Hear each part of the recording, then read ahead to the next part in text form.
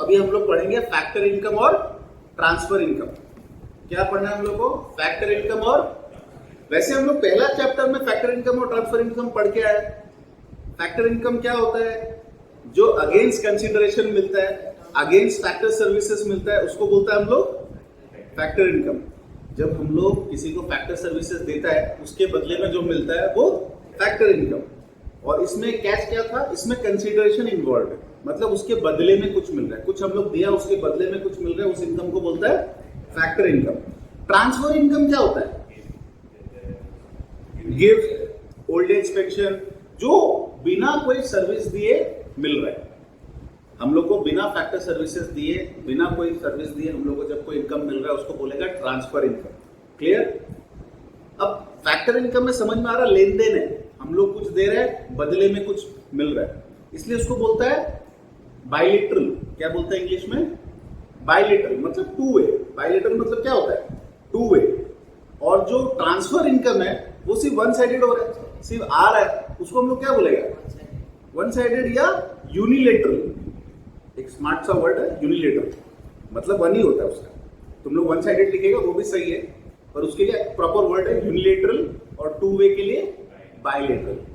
ठीक है, तो अब हम लोग इसको क्या है, ज्यादा इस पूरा पेज को ये सब में हम लोग नहीं आएगा। हम लोग सीधा कहाँ आ जाएगा? अपना डिफरेंस का चार्ट में, उसमें सब कुछ इंक्लूडेड है। हम डायरेक्ट इसी से तुम लोग को पढ़ा देता है, इसी में मार्क कर लेगा हम लोग। मीनिंग दिया है, सबसे पहले क्या दिया है? फैक्टर्स ऑफ प्रोडक्शन को फैक्टर सर्विसेज देने के बदले में जो मिलता है उसको बोलता है फैक्टर इनकम। ठीक है, तो तुम लोग ये मार्क कर लो, फॉर रेंडरिंग फैक्टर सर्विसेज। जब फैक्टर सर्विसेज रेंडर होता है उसके बदले में जो इनकम मिलता है उसको बोलता है फैक्टर इनकम। ठीक है, यहां पे क्या लिखा है? Without rendering any productive service. एकदम क्लियरली दिख रहा है ना? ये है विदाउट, ये है फॉर। फैक्टर सर्विस देने के लिए जो इनकम मिला फैक्टर इनकम, बिना कोई फैक्टर सर्विस दिए या बिना कोई भी प्रोडक्टिव सर्विस दिए जो मिला वो ट्रांसफर इनकम। नेचर इसको छोड़ो। रिसिपिएंट, पॉइंट नंबर 4 में देखो, रिसिपिएंट किसको मिल रहा है? Owners of land, labour, capital and enterprise.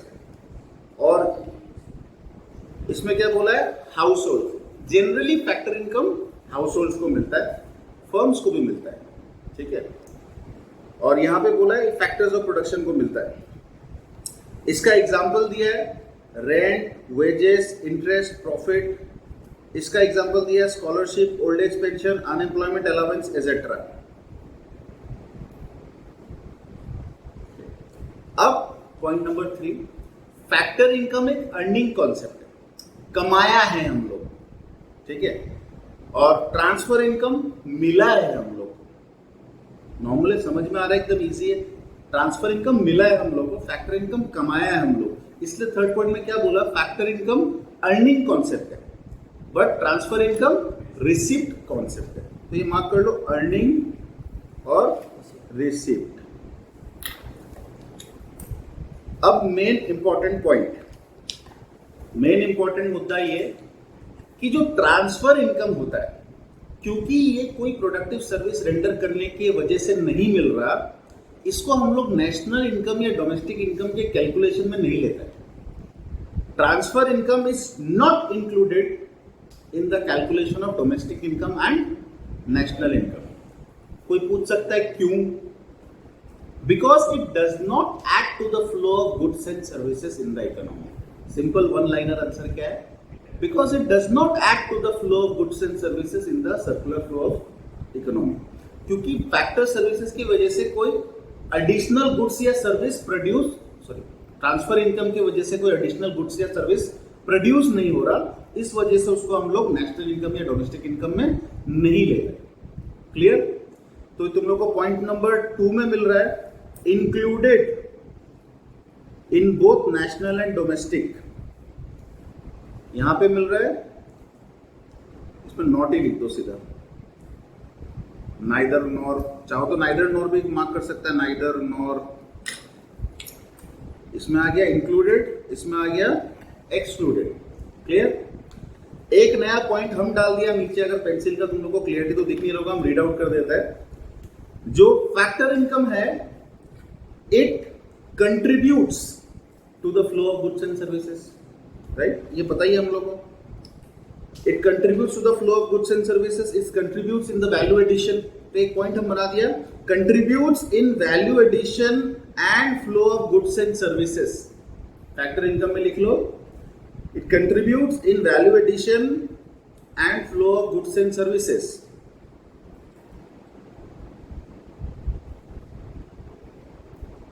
और ट्रांसफर इनकम में लिख लो, does not contribute to any value addition or flow of goods or services. तो इसमें हम वो why it is not included उसका आंसर भी यही डलवा दिया, because it does not create any value addition and it does not add anything to the flow of goods and services. तो ये पॉइंट लिख लो, factor income contributes in value addition and flow of goods and services. Transfer income does not contribute in any value addition और flow of goods and services. Clear?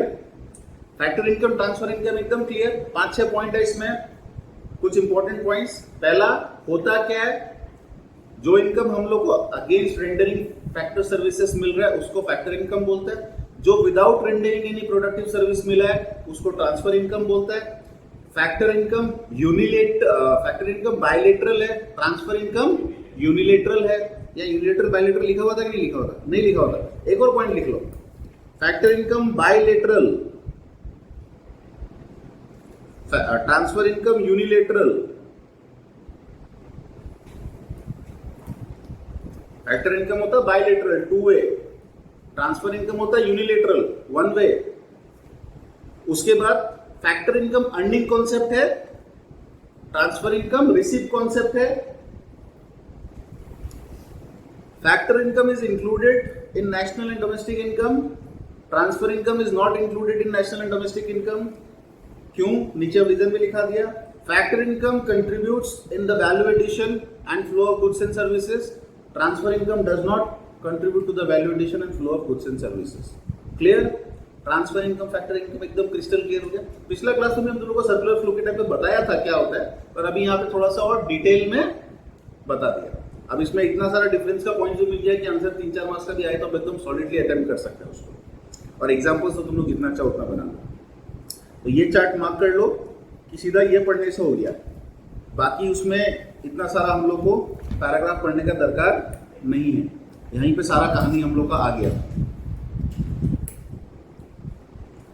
उसके बाद next topic है final goods and intermediate goods. Next topic क्या है?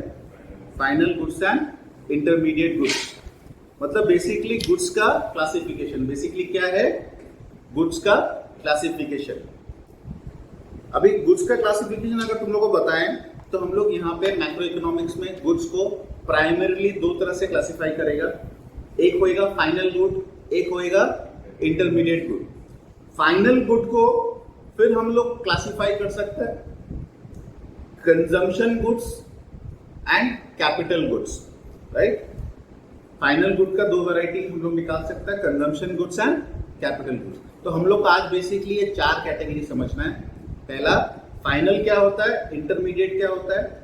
Final के अंदर जो 2 और कैटेगरी है, कंजम्पशन गुड्स क्या होता है, कैपिटल गुड्स क्या होता है, हम लोग को 4 ये एकदम क्लियरली समझना है।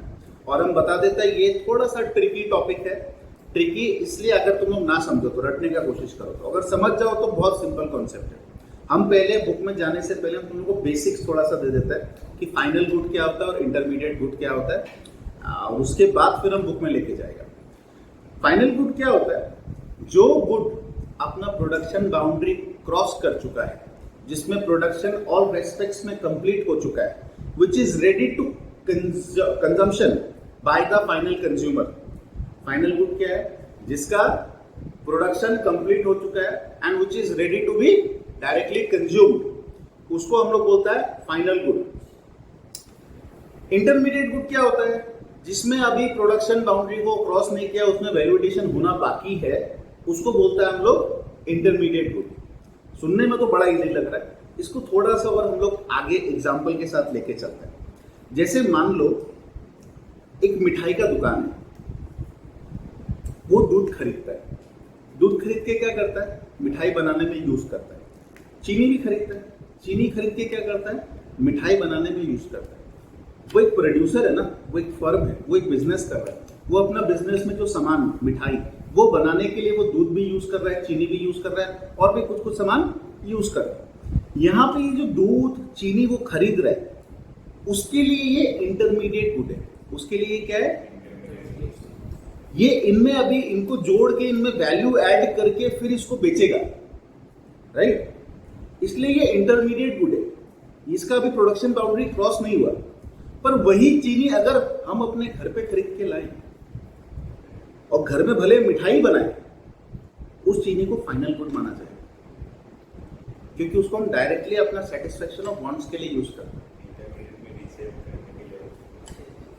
ठीक है, इसको हम इसलिए एग्जांपल से तुम लोगों को ज्यादा क्लियर कर रहा है। अभी डिस्टिंक्शन कहां आया, सिर्फ गुड नहीं बताता है कि हम फाइनल एक इंटरमीडिएट है, उसको कौन खरीद रहा है और उसको क्या यूज में डाल रहा है, उससे पता चलता है कि गुड इंटरमीडिएट है कि।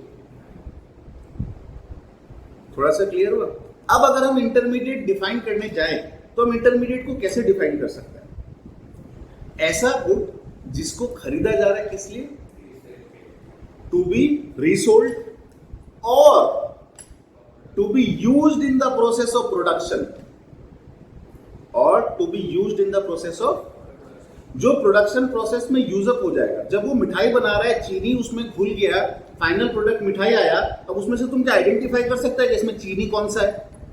It is used up in the process of production, वो उसमें समा गया प्रोडक्ट के अंदर। जो चीनी तुम उसमें डाल दिया, अब तुम उसको रीयूज नहीं कर सकता, वो तो उस प्रोडक्ट में चला गया। उसको बोलता है हम लोग इंटरमीडिएट गुड्स। क्या हो गया intermediate goods, goods which are purchased for the purpose of resale or to be used in the further production, which is to be used in the process of production of goods और services. अब production करने में जरूरी नहीं ना तुम सिर्फ goods ही बनाए, तुम एक सर्विस देने के लिए भी तो यूज कर सकते हैं। अब जैसे मान लो स्कूल में चौक, जब क्लासरूम में चौक घिसता है, चौक खत्म हो जाता है, उस क्लास के साथ चौक भी कंज्यूम हो गया, तो उसको इंटरमीडिएट कंजम्पशन बोलेगा। आज जब प्रोडक्शन में हम लोग रॉ मटेरियल डाल रहे हैं, वो इंटरमीडिएट कंजम्पशन है। प्रोडक्शन में जब हम लोग भट्टी नीचे जलाया, उसमें कोयला डाल रहे हैं, तो कोयला भी तो उसमें यूज अप हो जा रहा है, उसको भी हम लोग इंटरमीडिएट मानेंगे, फाइनल नहीं मानेंगे। क्लियर हो। पर वही कोयला जब हम घर में यूज करेगा, घर के लिए खरीदेगा, वो फाइनल माना जाएगा। तो अब फाइनल गुड और इंटरमीडिएट गुड थोड़ा थोड़ा और क्लियर होने लगा। फाइनल गुड क्या है, जिसमें और कोई वैल्यू ऐड होना बाकी नहीं है, जिसको रीसेल नहीं करने वाला है, जिसको डायरेक्टली कंजम्पशन के लिए यूज करने वाला है, राइट, वो हो गया फाइनल गुड। अच्छा, अब अगर प्रोड्यूसर है, मान लो एक प्रोड्यूसर है जो फोम का फैक्ट्री डाल रखा है, फोम बनाने के लिए वो केमिकल्स खरीदता है, उसको मिक्स करके एक मशीन है उनका, फोमिंग मशीन, उस मशीन में डालता है केमिकल्स का मिक्सचर को। तो वो जो मशीन है वो फाइनल गुड है कि इंटरमीडिएट गुड है? कंफ्यूजन। वो मशीन फाइनल गुड है। क्यों फाइनल गुड है हम बता रहे हैं तुम लोग को, वो यूज्ड अप नहीं होगा इन द प्रोसेस ऑफ प्रोडक्शन, ठीक है, वो रीसेल भी नहीं हो रहा है और वो यूज्ड अप नहीं हो जा रहा है। वो मशीन वही है, तुम केमिकल डाला, फोम बना, फोम चला गया, मशीन तो वही है, मशीन थोड़ी प्रोसेस में यूज्ड अप नहीं हो जा रहा है। वो depreciation is a different thing. हम लोग उसको ओवर द ईयर डेप्रिशिएट करता है, इसलिए उसको रिप्लेस करना है हम लोग, उसका एक लाइफ होता है, उसके बाद हम लोग उसको रिप्लेस करना है, इसलिए हम लोग उसका बुक्स में डेप्रिसिएशन करता है। पर वो प्रोडक्शन प्रोसेस में लिटरली यूज थोड़ी हो जा रहा है, कंज्यूम थोड़ी हो जा रहा है, नहीं हो रहा है ना, इसलिए उसको हम लोग फाइनल मानते हैं।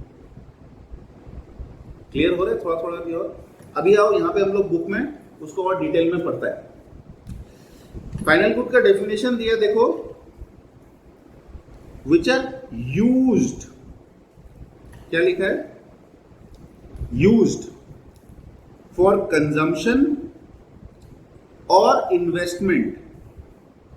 क्या लिखा है, फॉर कंजम्पशन और इन्वेस्टमेंट। अभी इसमें एक दो इंटरेस्टिंग बात धीरे धीरे तुम लोग को और खुलते जाएगा, जितना हम लोग एग्जांपल्स लेगा तुम लोग का पिक्चर और ज्यादा क्लियर होते जाएगा, पर फिलहाल ये दो चीज मार्क करो, यूज्ड आइदर फॉर कंजम्पशन और इन्वेस्टमेंट। कंजम्पशन क्या होता है तुम लोगों को पता है?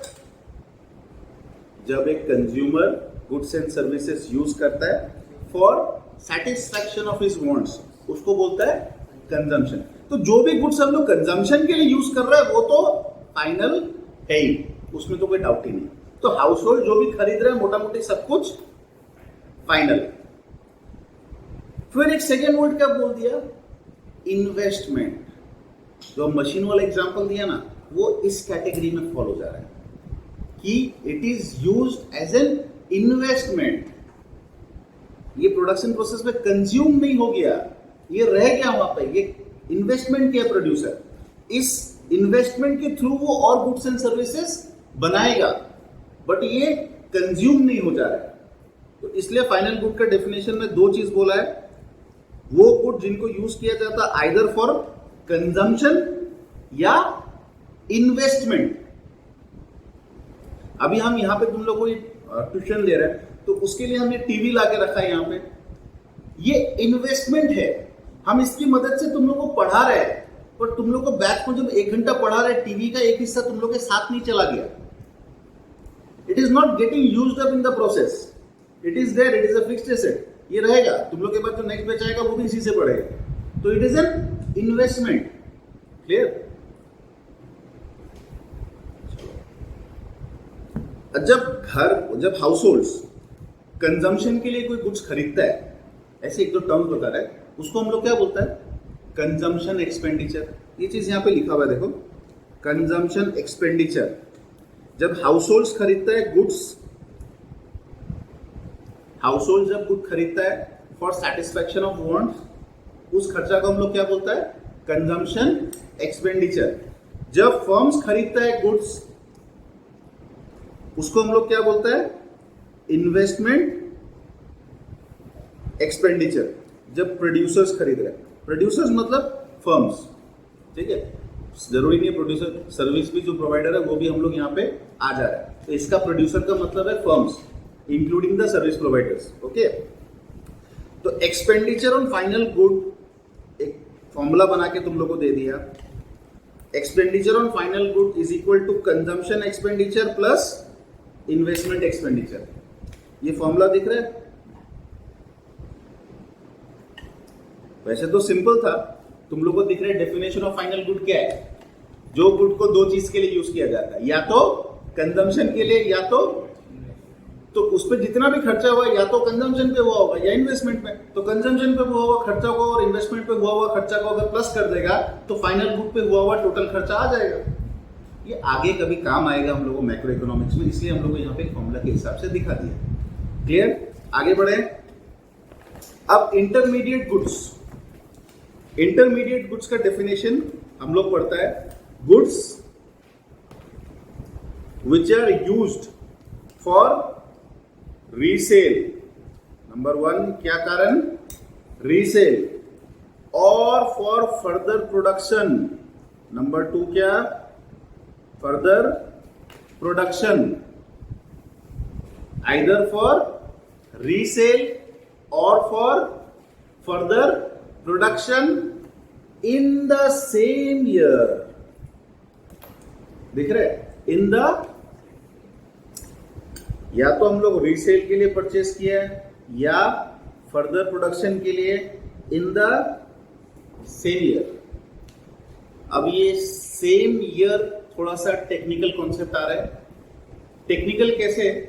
जैसे मान लो, अब वो मिठाई का दुकान का एग्जांपल लेके रखा था हम लोग, वो चीनी खरीदा 100 किलो और वो मिठाई बनाने में 60 किलो चीनी यूज कर लिया अप टू 31 मार्च। 40 किलो चीनी का स्टॉक उसके पास रह गया।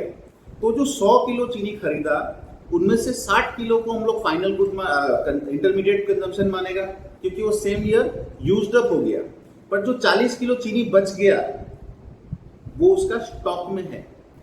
स्टॉक में जो होता है उसको हम लोग इन्वेस्टमेंट बोलता है। स्टॉक में जो होता है उसको हम लोग क्या बोलता है?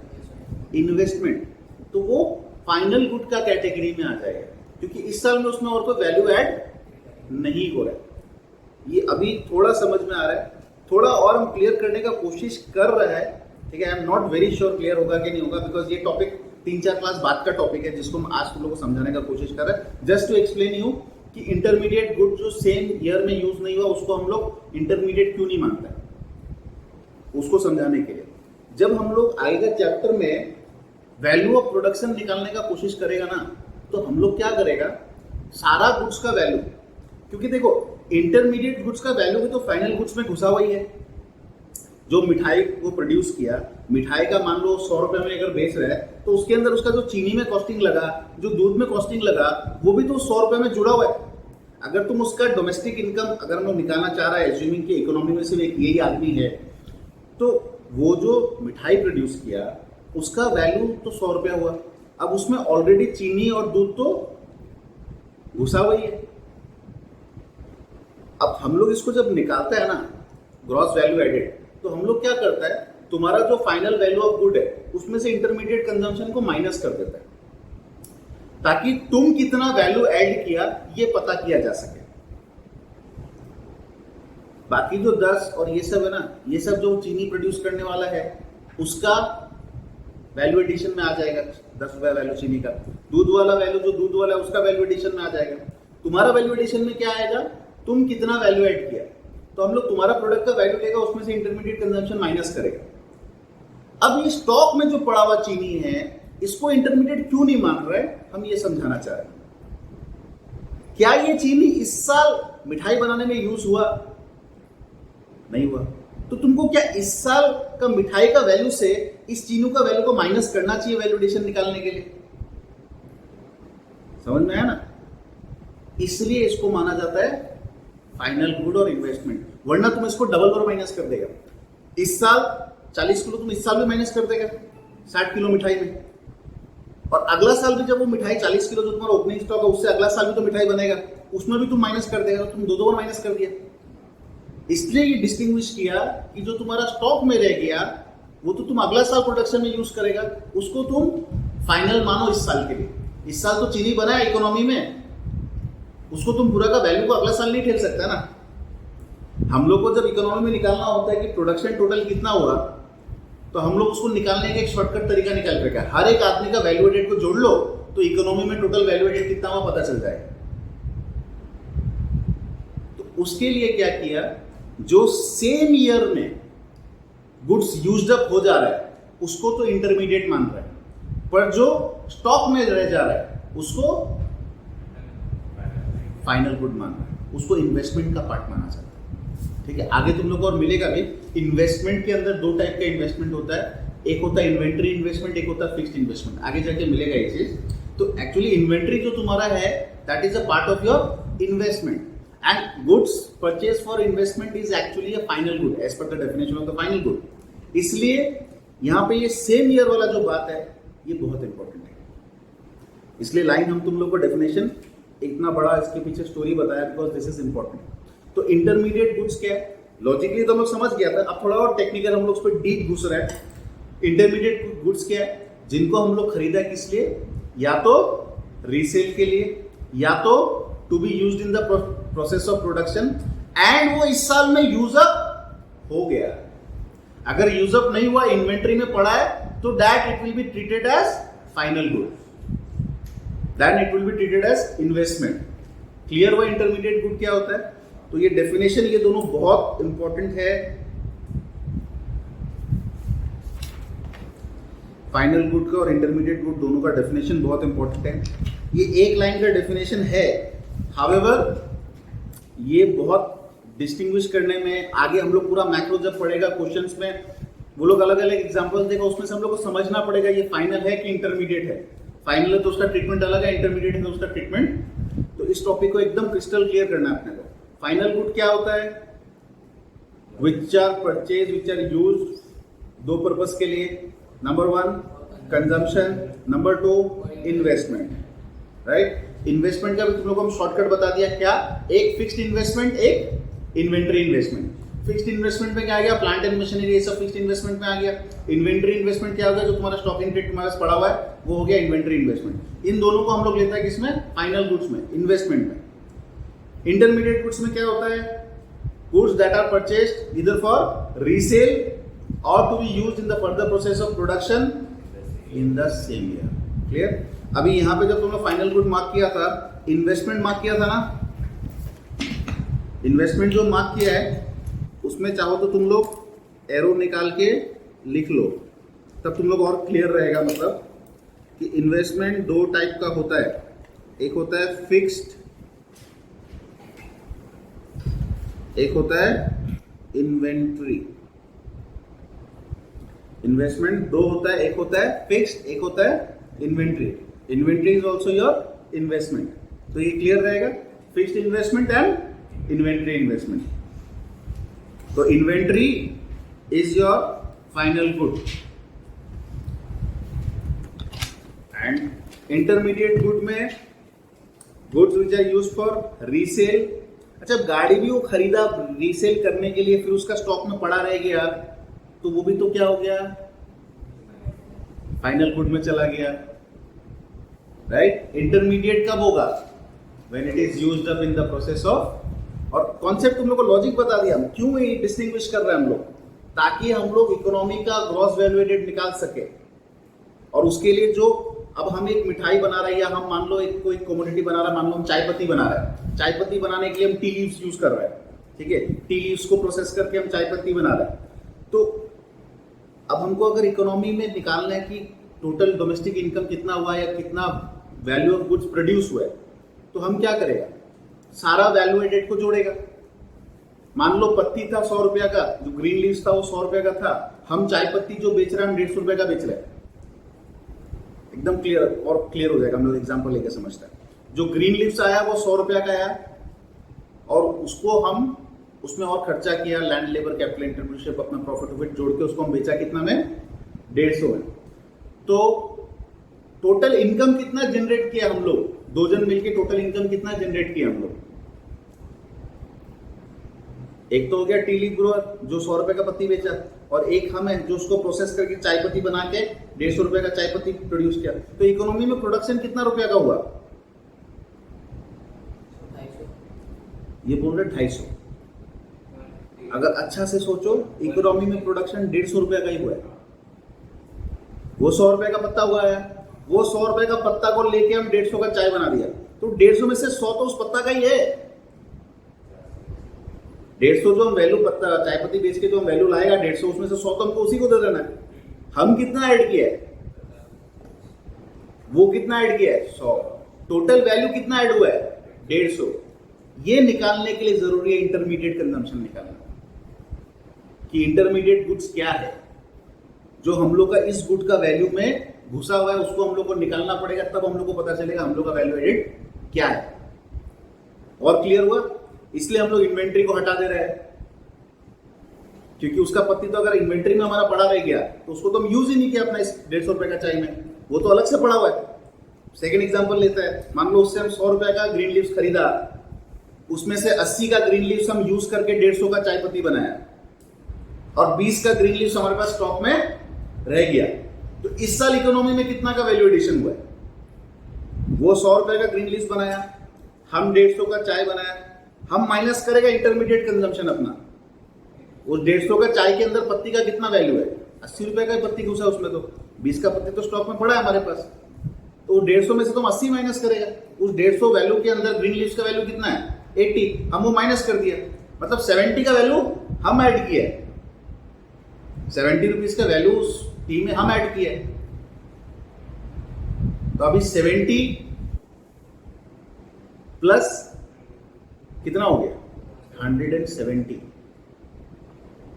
क्योंकि वो 20 क्या हो गया, स्टॉक में रह गया, उसको हम लोग फाइनल गुड माना, क्योंकि इंटरमीडिएट हुआ ही नहीं, वो कंज्यूम हुआ ही नहीं ना, इंटरमीडिएट कैसे मानेगा उसको? समझ गया? अभी कॉन्सेप्ट और क्लियर हुआ? हम तुम लोगों को बस ये बताने का कोशिश किया कि आगे इसका यूज किया है। अब ये टॉपिक तुम लोगों को समझ में नहीं आएगा, intermediate consumption gross value added कैसे निकाल रहे हैं हम लोग, पर अब बस तुम लोग को एक झलक दी है ताकि तुम लोग इंटरमीडिएट और फाइनल को डिस्टिंग्विश कर पाओ। क्लियर? अभी देखो कुछ इंटरमीडिएट के बारे में यहाँ पे कुछ बोल रहा है। यहाँ पे पहला, और इस पेज में और कुछ नहीं है, जो हम पेज फोल्ड कर दिए उसमें और कुछ है नहीं।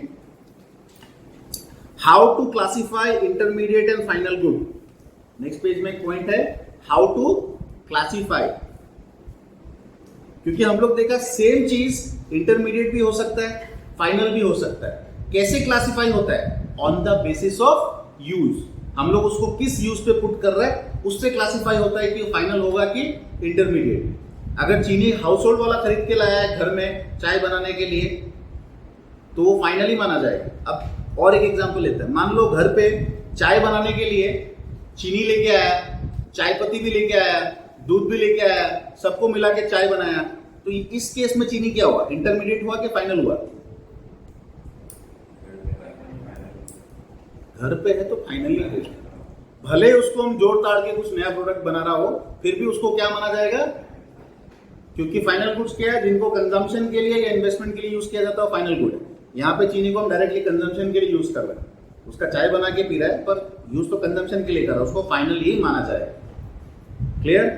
तो यहाँ पे लाइन लिखा हुआ है देखो, commodity can be an intermediate as well as final। एक ही सेम गुड इंटरमीडिएट भी हो सकता है और फाइनल भी हो सकता है। डिस्टिंग्विश करना कैसे है?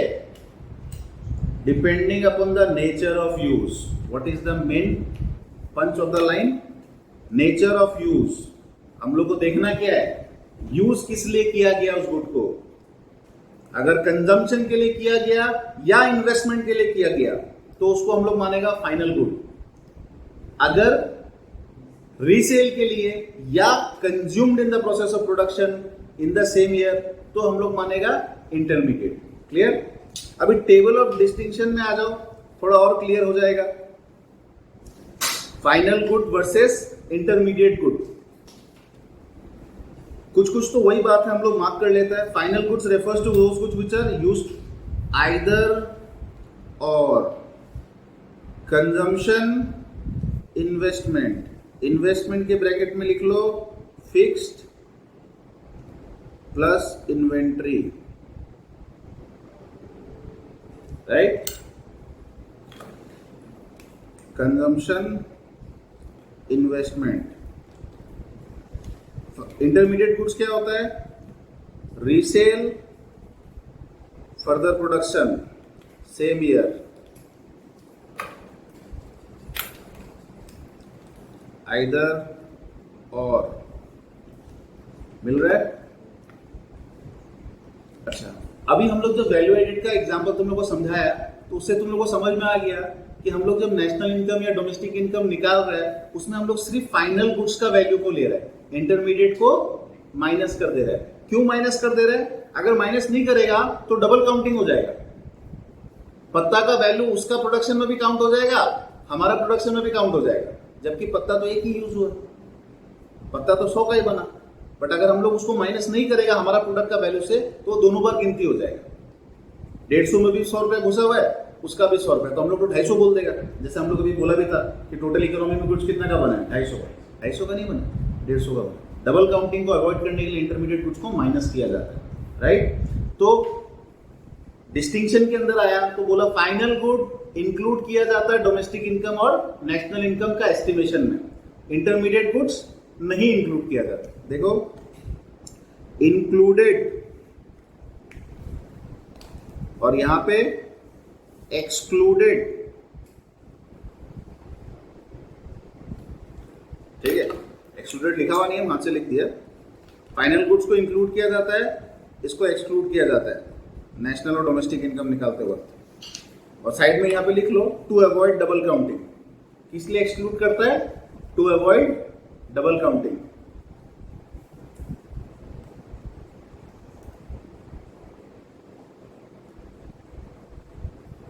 क्लियर? नेक्स्ट, फाइनल गुड्स में जैसा हम तुम लोगों को स्टार्टिंग में बताया था, it is complete in all respect. इसमें कोई वैल्यू एडिशन होना बाकी नहीं है, it has cross this production boundary.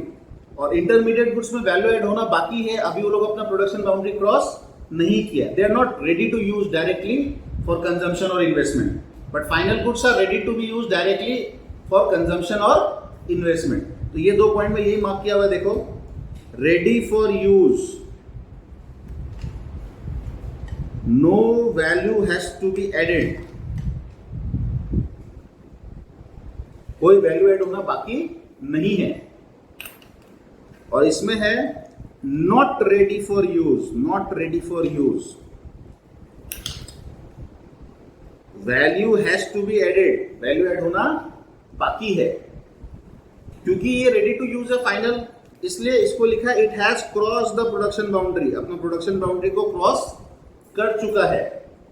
और इसमें लिखा है still with in the production boundary, अभी भी प्रोडक्शन बाउंड्री के अंदर है, इसमें प्रोसेस अभी चल रहा है।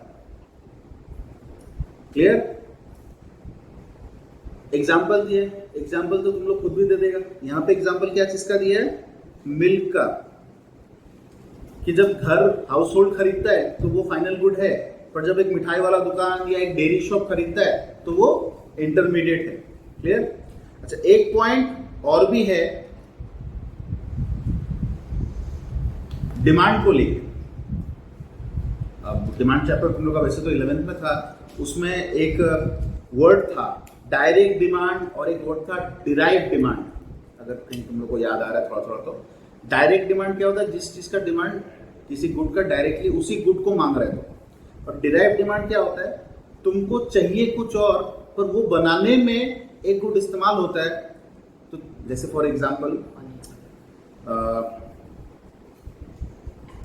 गाड़ी में पेट्रोल फॉर एग्जांपल मान लो, अगर तुम गाड़ी ले रहे तो तुम पेट्रोल का डिमांड बढ़ेगा ही, क्योंकि तुमको पेट्रोल लेना पड़ेगा गाड़ी चलाने के लिए।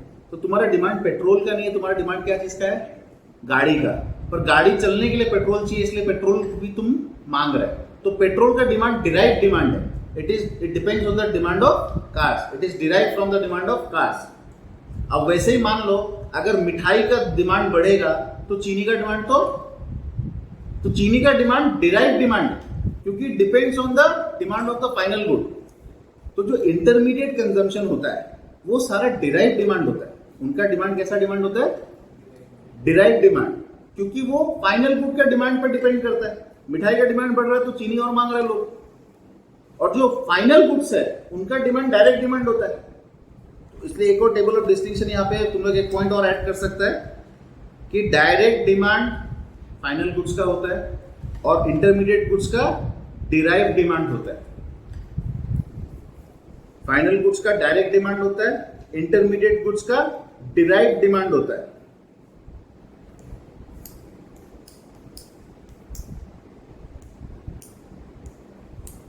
लिखिए, एक और पॉइंट ऑफ डिस्टिंक्शन हम लोग बना सकते हैं अपना लॉजिक से, अभी से जितना हम लोग पढ़ा। फाइनल गुड हाउस होल्ड भी यूज कर रहा है, फर्म्स भी यूज कर रहा है, इन्वेस्टमेंट एक्सपेंडिचर फर्म्स भी कर रहा है ना। तो इन्वेस्टमेंट में जो गुड्स यूज हो रहा है वो तो फाइनल गुड है। तो फाइनल गुड को हाउस होल्ड भी यूज कर रहा है, फर्म्स भी यूज कर रहा है, पर इंटरमीडिएट गुड्स को कौन यूज कर रहा है? Only firms. इंटरमीडिएट गुड्स को कौन यूज कर रहा है? Only firms. House hold intermediate good use, तो वो एक और पॉइंट ऑफ डिस्टिंक्शन लिख लो। फाइनल गुड्स में households plus firms, used by households and firms, ठीक है, used by both households and firms. Intermediate के गुड्स में यूज्ड ओनली बाय फर्म्स, ठीक है। ये हमारा पेंसिल से थोड़ा थोड़ा लिखा हुआ, इतना दिखेगा नहीं तुम लोग अच्छा से, नेक्स्ट टाइम से हम कोशिश करेगा पेंसिल लिखने का। Final good used by, it is used by both households and firms. Intermediate goods are only used by firms. Clear? तो अभी ये फाइनल गुड और इंटरमीडिएट गुड एकदम क्रिस्टल क्लियर हुआ। इतना सारा डिस्टिंक्शन, इतना सारा एग्जांपल लेने के बाद आपको डाउट रहना नहीं चाहिए फाइनल क्या होता है, इंटरमीडिएट क्या होता है। बट स्टिल नेक्स्ट पेज में क्या है, थोड़ा बहुत एग्जांपल्स है। तुम लोग मत जाओ, बुक बंद करो, तुम लोग मत देखो, उसमें साथ में आंसर्स भी लिखा हो। तुम लोग देखिएगा तो फिर आंसर भी दिख जाएगा। हम क्वेश्चन फेंकते हैं, तुम लोग संभालो। सबसे पहले सौरभ ना, सौरभ का नंबर है। Paper purchase by a publisher. एक पब्लिशर अगर पेपर खरीदता है तो उस पेपर को तुम इंटरमीडिएट बोलेगा कि फाइनल बोलेगा? इंटरमीडिएट बोलेगा, क्योंकि उस पेपर पे प्रिंट करके वो बुक छाप के बुक बेचने वाला है, तो उसके लिए पेपर क्या हो गया, इंटरमीडिएट। पुलमोय, furniture purchase by a school. School एक फर्नीचर खरीदा, टेबल चेयर, जैसे हम लोग कोचिंग सेंटर ये कुर्सी उर्सी खरीदा, ये फाइनल है कि इंटरमीडिएट है? जोर से बोलो। फाइनल है। क्यों है? ये फिक्स्ड एसेट है हमारा। स्कूल का फर्नीचर क्या है? फिक्स्ड एसेट है। हमारा सेंटर का फर्नीचर क्या है? फिक्स्ड एसेट है। तुम लोग को क्लास देने में, तुम लोग यहाँ बैठा क्लास किया, साथ में कुर्सी थोड़ी लेके चला गया। In the provision of service ये चेयर्स यूज्ड अप थोड़ी हो जा रहा है, नहीं हो रहा ना, ये तो यहीं रह जा रहा है। तुम लोग क्लास किया, चला गया, कुर्सी तो यहीं रह गया। तो इसलिए ये फिक्स्ड एसेट है। फिक्स्ड एसेट हो गया investment expenditure, that is final good. ठीक है, लॉजिक के साथ समझो, क्योंकि उसमें ये भी आ सकता है गिव रीजंस। 2 मार्क का दे दिया तो तुमको सिर्फ क्लासिफाई नहीं करना पड़ेगा, साथ में बताना भी पड़ेगा कि क्यों ये फाइनल है। क्लियर? उसके बाद next, Kapish, milk purchase by households, final good. Household कुछ भी खरीदे, नाम पे भूल गया, Ridhiman, right. Rice purchase by a grocery shop, intermediate है। जनरली इंटरमीडिएट ही बोलना है। अगर वहां पे यही बोल देता rice purchase by a grocery shop but not sold during the year, तो बन जाता, अगर वही राइस उसका स्टॉक में पड़ा होता तो बन जाता। और जनरली अगर कुछ नहीं बोला है तो यू एज्यूम इट कि it is for resale and it is sold, तो तुम उसको इंटरमीडिएट ही बोलेगा। ठीक है। हाउएवर हम तुम लोगों को और एक हायर ऑर्डर बताया कि अगर उसमें लिख देता it has not been sold during the year, it is live with the stock with the trader, तो वो बन जाता final. Next, coal used by manufacturing firms, Afroza, coal, कोयला यूज्ड बाय मैन्युफैक्चरिंग फर्म्स, गलत। इंटरमीडिएट, कोयला जल के खत्म हो जाता है, प्रोडक्शन प्रोसेस में कंज्यूम हो जाता है, इट लूजेस हिज आइडेंटिटी। ये चीज और तुम लोग पकड़ सकता है, जो चीज प्रोडक्शन प्रोसेस में अपना आइडेंटिटी खो के उसमें मिल जा रहा है उसको तुम लोग इंटरमीडिएट बोलेगा। तो कोयला क्या है, उसमें प्रोडक्शन प्रोसेस में कंज्यूम हो जा रहा है, इसलिए उसको हम लोग क्या बोलेगा? इंटरमीडिएट। सिर्फ राख ही मिलेगा, कोयला दिखेगा नहीं। क्लियर? जब वो प्रोडक्शन प्रोसेस में यूज होता है। उसके बाद coal use by consumer households, Dheeraj नहीं, सॉरी, मोहित, फाइनल। उसके बाद है mobile sets purchased by a mobile dealer, बुलमोई, mobile sets purchased by a mobile dealer, final. Mobile dealer क्या करने के लिए खरीदा? मोबाइल सेट्स रीसेल करने के लिए खरीदा ना। मोबाइल डीलर है, मोबाइल खरीदा है, किस लिए खरीदा होगा? चीज समझा कि नहीं? अब यही अगर क्वेश्चन ये होता कि एक स्कूल है, वो एक मोबाइल फोन खरीदा है अपना प्रिंसिपल के लिए, तो वो क्या बन जाता? फाइनल, क्योंकि वो उसके लिए फिक्स्ड एसेट है, स्टॉक नहीं है। पर अगर मोबाइल का ही डीलर है, मोबाइल का ट्रेडर है, वो क्या कर रहा है? मोबाइल खरीद रहा है, मोबाइल बेच रहा है, तो वो जो मोबाइल खरीद रहा है, it is obvious, it is purchasing for resale, तो उसको हम लोग क्या बोलेगा? इंटरमीडिएट। जब कोई भी गुड हम लोग रीसेल के लिए या फिर to be used in the process of production, तो वो होता है intermediate. Next, purchase of pulses by a consumer, dal, pulses by a consumer, कोई बोलता है, फटाफट बोलता है, final. Next, chalks dusters purchase by a school, intermediate. Class कराते कराते वो चॉक घिस के खत्म हो जाता है, इट लूजेस इट्स आइडेंटिटी, वो हवा बन के उड़ जाता है। हाउएवर डस्टर अलग चीज है, but they are classifying it as same. Chalk and duster बोल दिया तो वो साथ में डाल दिया बोलो, बट जनरली डस्टर क्या होता है? रह जाता है, क्लास के साथ खत्म नहीं होता है। ठीक है, तो डस्टर, अब उसके अंदर भी चक्कर क्या होता है? डस्टर में 2 लेयर होता है, पीछे काट का टुकड़ा तो ऊपर एक कपड़ा होता है, कपड़ा धीरे धीरे घिस जाता है, जो रुई टाइप का होता है, बट पीछे का काट का टुकड़ा रह जाता है। तो उतना जरा टेक्निकलिटी में नहीं जा रहा है हम लोग। चॉक एंड डस्टर बोलने से हम लोग उसको चॉक को प्राइमरी समझ के क्या बोलेगा? इंटरमीडिएट है। उसके बाद next, fertilizers used by the farmers, confusion हो गया? फार्मर, किसान फर्टिलाइजर यूज कर रहा है,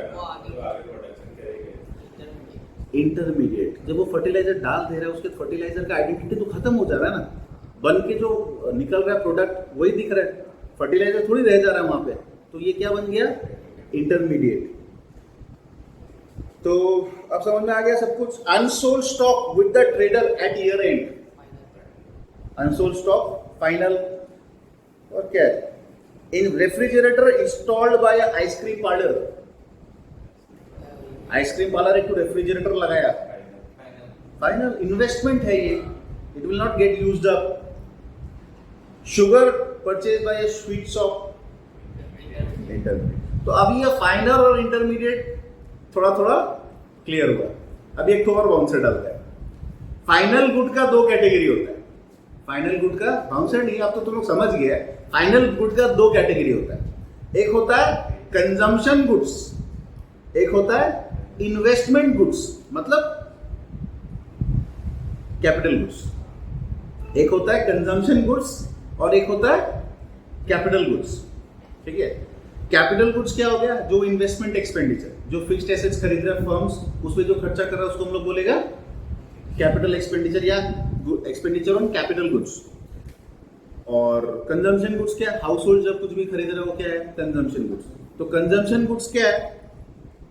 जो भी गुड्स हाउस होल्ड खरीद रहे हैं for direct satisfaction of wants, वो हो गया कंजम्पशन गुड्स. वो गुड्स जो फर्म्स खरीद रहे हैं to be used in the process of production but which will not lose it identity during the process of production, that is in short fixed assets of the producers, वो हो गया capital goods. Clear? एकदम doubt है इसमें? Intermediate final के बाद अब हम लोग को क्या समझ रहे हैं? हम लोग कैपिटल और कंज्यूमर. बट ये दोनों फाइनल है. ये फाइनल का सब, तो कंफ्यूज मत होना कि अगर प्रोड्यूसर खरीद रहा है तो वो इंटरमीडिएट नहीं. हर बार प्रोड्यूसर जो खरीदता है वो इंटरमीडिएट नहीं होता है. प्रोड्यूसर इंटरमीडिएट भी खरीदता है, फाइनल भी खरीदता है. जब वो फिक्स्ड एसेट्स खरीद रहा है तो वो फाइनल खरीद रहा है, पर जब वो रॉ मटेरियल्स खरीद रहा है वो इंटरमीडिएट. या जो कंज्यूमेबल्स खरीद रहा है वो भी क्या है? इंटरमीडिएट. जो कंज्यूम हो जा रहा है प्रोडक्शन प्रोसेस में वो इंटरमीडिएट है. पर जो फिक्स्ड एसेट्स है, जो रह जा रहा है, वो फाइनल गुड है, कैपिटल गुड बोला जाता है. क्लियर? मार्क कर ले.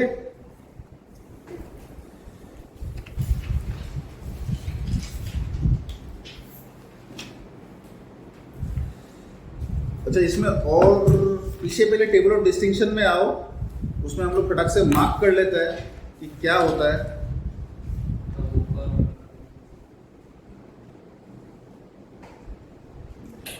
इसमें अच्छा से नहीं लिखा हुआ, I am not liking it. कहीं और लिखा हुआ है क्या? यहीं से ले लो, पीछे डेफिनेशन नहीं दिया हुआ अच्छा से, तो यहीं से पढ़ना पड़ेगा. भाई ये दो डेफिनेशन यहाँ पे दिया हुआ है. कंजम्पशन गुड्स क्या होता है? which satisfy the wants of the consumers directly. क्या है? डायरेक्टली. कंज्यूमर्स का वांट्स को सेटिस्फाई करता है डायरेक्टली.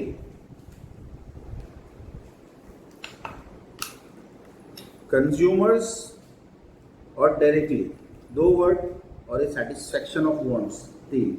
ये 3 पॉइंट अपने को डेफिनेशन में लिखना है. वांट्स को सेटिस्फाई करता है कंज्यूमर्स का डायरेक्टली.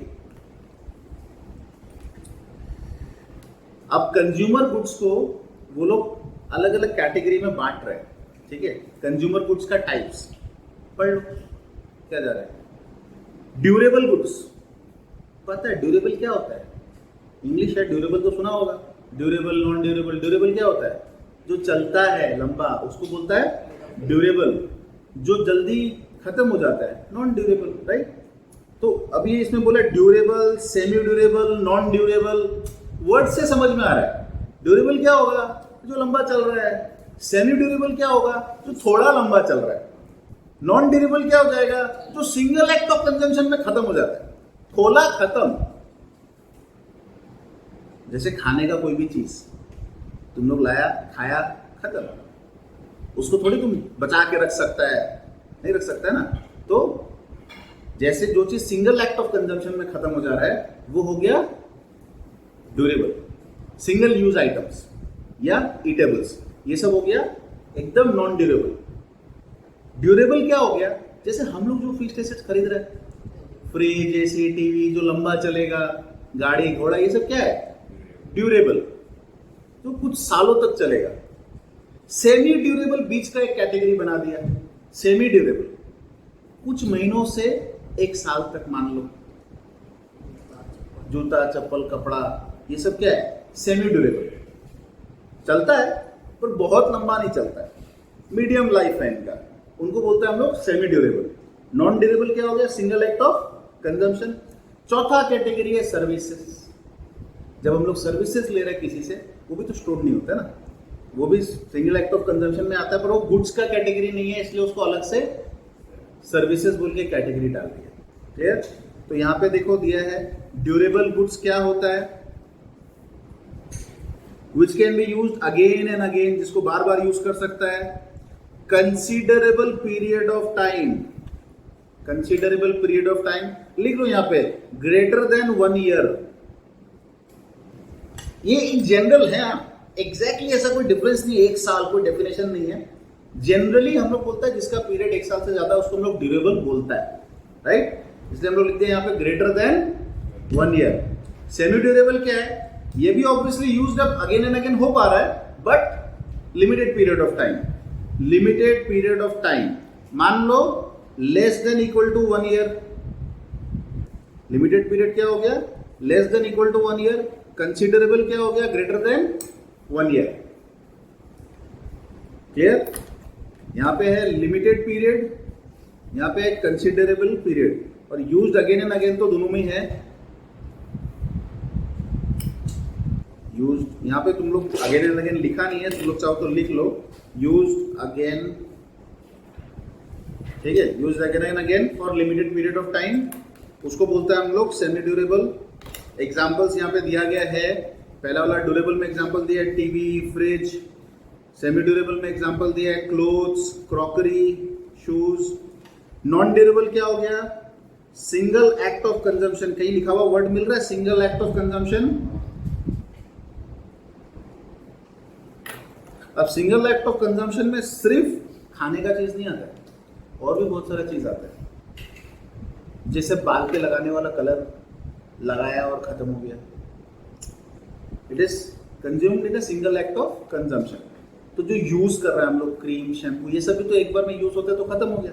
उसी चीज को तुम बार बार, अब तुम बोलेगा बोतल को तुम 1 महीना तक यूज कर रहा है, बात बोतल का नहीं हो रहा है, उसमें से जितना शैम्पू तुम निकाला और जो यूज किया वो तो खत्म हो गया ना, it is not coming back. जब नेक्स्ट डे तुम यूज कर रहा है, तुम और शैम्पू यूज कर रहा है, तो वो भी क्या हो गया? Single act of. क्लियर? वो रीयूजेबल नहीं है। पर टीवी जो तुम रख दिया, उसी टीवी को तुम अगला दिन वापस देख रहे हैं, सेम टीवी, तो टीवी ड्यूरेबल है, पर जो हम लोग यूज कर रहे हैं अपने बॉडी पे या जो खाने के लिए यूज कर रहे हैं, वो सब चीज सब सिंगल एक्ट ऑफ कंजम्पशन पे खत्म हो जाए। तो नॉन ड्यूरेबल में तुम लोग को मिला होगा सिंगल एक्ट ऑफ कंजम्पशन, जैसे दिया मिल्क, ब्रेड, फूड ग्रेन्स, ये सब क्या है? तुम लोग एक और एग्जांपल लिख सकते हैं इसमें, कॉस्मेटिक्स। ये लोग सारा एग्जांपल फूड का दे दिया, इसका मतलब ये नहीं कि सारा फूड आइटम ही होता है non durable, non food items भी नॉन ड्यूरेबल होता है जो सिंगल एक्ट ऑफ कंजम्पशन में खत्म हो जा रहा है, इसलिए हम एग्जांपल एक और जुड़वा दिया उसमें, कॉस्मेटिक्स। फिर सर्विसेज, सर्विस में पता है क्या होता है? इमटेरियल, जिनको हम लोग देख नहीं सकता है, छू नहीं सकता है, उनको बोलते हैं हम लोग सर्विसेज, इनटेंजिबल, राइट? तो यहां पे देखो मिलेगा नॉन मटेरियल, ठीक है, intangible, neither seen not touched, मिल रहा है? पर करता तो ये लोग भी डायरेक्टली सेटिस्फाई ह्यूमन वांट्स है, they also directly satisfy human wants, but they are non material things. Non material है, इनटेंजिबल है, और डायरेक्टली ह्यूमन वांट्स को सेटिस्फाई कर रहा है, उनको हम लोग कैटेगराइज कर रहा है सर्विसेज। क्लियर? अभी कंजम्पशन गुड्स हो गया हम लोग का, उसका कैटेगरीज हम लोग समझ गया। कैपिटल गुड्स में आओ, कैपिटल गुड्स का डेफिनेशन क्या दिया है हम लोग तो ऑलरेडी क्लियर हो चुका है। कैपिटल गुड्स क्या होता है? जो बेसिकली प्रोड्यूसर का फिक्स्ड एसेट्स है वो कैपिटल गुड्स है। सिंपल भाषा में अगर हम लोग लेमैन लैंग्वेज में समझे तो प्रोड्यूसर का जो कैपिटल फिक्स्ड एसेट्स है, प्रोड्यूसर या सर्विस प्रोवाइडर का, उनको हम लोग बोलता है कैपिटल गुड्स। अब उसको डिफाइन कैसे किया है? Final goods, final goods help in the production. Final goods, पहला बात तो ये लोग फाइनल है, जो हेल्प करता है प्रोडक्शन में, राइट? इसमें used in the process of production नहीं बोला, जस्ट टू डिफरेंशिएट। ये लोग क्या लिखा? Help in the process of production, मतलब डायरेक्टली यूज्ड अप नहीं हो जा रहा है प्रोडक्शन में, ये लोग हेल्प कर रहा है प्रोडक्शन में, right? Some points about capital goods. अब इसमें और क्लियर करने के लिए क्या बता रहे हैं देखो, यूज्ड इन द फ्यूचर, इनको हम लोग बार बार यूज कर सकते हैं, ठीक है ना। Life time of several years, इनका लाइफ स्पेन सेवरल ईयर्स का होता है। यहां पे लिख लो can be used again and again for a long period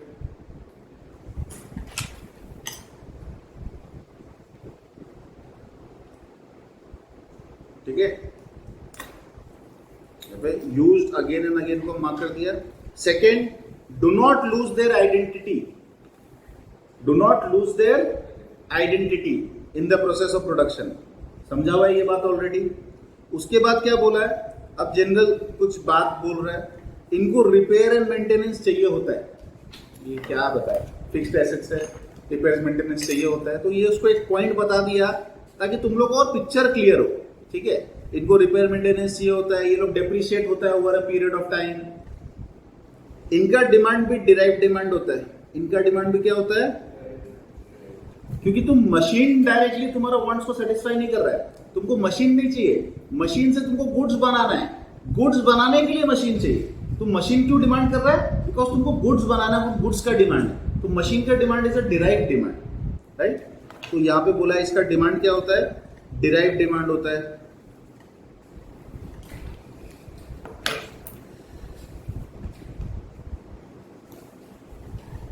अगर कैपिटल गुड्स को हाउसहोल्ड्स खरीदे, अगर कैपिटल गुड्स को हाउसहोल्ड्स खरीदे तो उसको क्या बोलेगा हम लोग। अगर कैपिटल गुड्स हाउसहोल्ड खरीदे, जैसे फ्रिज, हम लोग जब बोला एक आइसक्रीम पार्लर खरीद रहे हैं तो वो हम लोग बोलते हैं कैपिटल गुड्स, फाइनल गुड है, कैपिटल गुड है। अगर हाउसहोल्ड खरीद रहा है वो फ्रिज तो क्या हो गया, कंज्यूमर गुड है। अभी इन चार कैटेगरी में से कौन सा कैटेगरी का कंज्यूमर गुड है,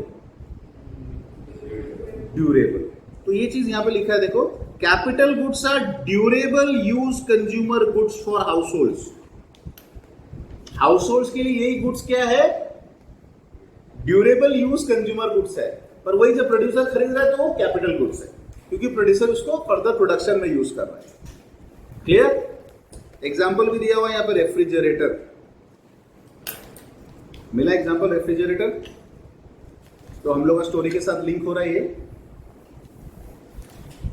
अच्छा, अब एक और नया टर्म थोड़ा सा ये लोग तुम लोग को बताना चाहता है। टर्म क्या है, प्रोड्यूसर गुड्स। टर्म क्या है, ठीक है, कंफ्यूज मत होना, ये थोड़ा सा एडिशनल नॉलेज है। प्रोड्यूसर गुड्स क्या होता है, जो भी गुड्स प्रोड्यूसर यूज करता है वो प्रोड्यूसर गुड्स होता है। प्रोड्यूसर जो भी गुड्स खरीद रहा है वो क्या है। अब प्रोड्यूसर तो इंटरमीडिएट गुड भी खरीदता है और फाइनल गुड भी खरीदता है, राइट। प्रोड्यूसर इंटरमीडिएट गुड भी खरीदता है, और इंटरमीडिएट गुड्स क्या होता है, जो यूज्ड अप हो जाता है इन द प्रोसेस ऑफ प्रोडक्शन। और फाइनल गुड्स क्या होता है, जिसको हम लोग बार बार यूज कर पा रहे हैं, राइट। फाइनल गुड्स मतलब कैपिटल गुड्स। तो ये जो फाइनल गुड्स होता है इनको कैपिटल गुड्स बोलते हैं हम लोग। और जो सिंगल एक्ट ऑफ कंजम्पशन में यूज हो जा रहा है प्रोड्यूसर का, वो तो इंटरमीडिएट गुड्स ही है। वो क्या है, इंटरमीडिएट गुड्स है ना। तो ये प्रोड्यूसर गुड्स बोल के तुम लोगों को यहाँ पे दो टुक्की दिया है, single use producer goods and capital goods. जो सिंगल यूज प्रोड्यूसर गुड्स होगा वो तो बेसिकली इंटरमीडिएट कंजम्पशन हो जाएगा।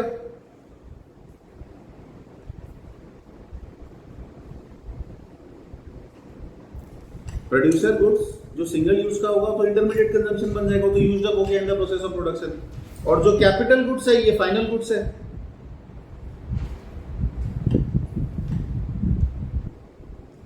तो इसमें एक लाइन क्या दिया है, इंपॉर्टेंट क्या है, ये हम तुम लोग को क्यों बताया पता है। यहां पे एक लाइन है, it can be said that all capital goods are producer goods but all producer goods are not. इसको समझाने के लिए लाइन तुम लोग को ये एग्जांपल दिया गया है कि सारा कैपिटल गुड्स तो प्रोड्यूसर गुड्स होता है, क्योंकि कैपिटल गुड्स कौन खरीदता है, प्रोड्यूसर खरीदता है, to be used in the process of production again and again. तो कैपिटल गुड तो प्रोड्यूसर गुड्स है ही, पर सारा प्रोड्यूसर गुड्स कैपिटल गुड्स नहीं होता है। कुछ प्रोड्यूसर वो गुड्स भी खरीदता है जो directly single act of consumption में यूज हो जाता है, तो वो हो जाता है इंटरमीडिएट कंजम्पशन, तो वो कैपिटल गुड्स नहीं होता है। तो इसलिए all capital goods are producer goods, but all producer goods are not capital goods. बस इस लाइन को समझाने के लिए आप लोगों को दो चीज बता दिया। कुछ जो सिंगल एक्ट ऑफ कंजम्पशन में यूज होने वाला प्रोड्यूसर गुड्स है, they are not capital goods. Now नीचे एक सुंदर सा टेबल दिया है, ठीक है, ये बहुत अच्छा लगा हमको, कॉन्सेप्ट को क्लियर करने के लिए अच्छा है, नॉट बैड। इसको हम लोग देख सकते हैं। देखो, अब प्रोडक्ट एक ही है, वो अलग अलग तरह से कैसे यूज हो रहा है, जिसकी वजह से उसका कैटेगरी अलग अलग हो जा रहा है। जैसे दिया है गाड़ी, अब इन एग्जांपल्स को हम छुपा दे रहे हैं, तुम लोग भी बंद कर दो, एक काम करो, हम छुपा देते हैं, तुम लोग बंद कर दो, तुम लोग आंसर करेगा, हम तुम लोग को गुड बताएगा, तुम लोग हमको एग्जांपल देगा, ये गुड कंज्यूमर गुड कब कहलाएगा, ये गुड कैपिटल गुड कब कहलाएगा, और ये गुड इंटरमीडिएट गुड कब कहलाएगा। 3 कैटेगरी तुम लोग को बताना है, हम गुड बताएगा, तुम लोग को एग्जांपल देना है। जैसे कार, मोहित, कार कंज्यूमर गुड्स कब कहलाएगा, एक एग्जांपल दो। When purchase by a house hold, उसको हम लोग बोलेगा consumer good. Shubham, Saurabh, car capital good कब होगा, एग्जांपल, कार कैपिटल गुड कब हो सकता है। बड़ा सिंपल है, जब एक गाड़ी कोई फर्म खरीद रहा है, राइट, गाड़ी थोड़ी प्रोडक्शन के साथ यूज हो जा रहा है, वो तो यूज कर रहा है, हेल्प कर रहा है प्रोडक्शन प्रोसेस में, राइट। अब गाड़ी रॉ मटेरियल ढोने के लिए भी हो सकता है, गुड्स कैरेज भी हो सकता है, गाड़ी अपना कंपनी का डायरेक्टर्स को घुमाने के लिए भी हो सकता है, राइट। गाड़ी तो यूज हो रहा है उसका बिजनेस में, वो क्या माना जाएगा, कैपिटल गुड। अब गाड़ी इंटरमीडिएट गुड कब कहा जाएगा, कपिश, गाड़ी इंटरमीडिएट गुड कब कहा जाएगा, एक एग्जांपल दो।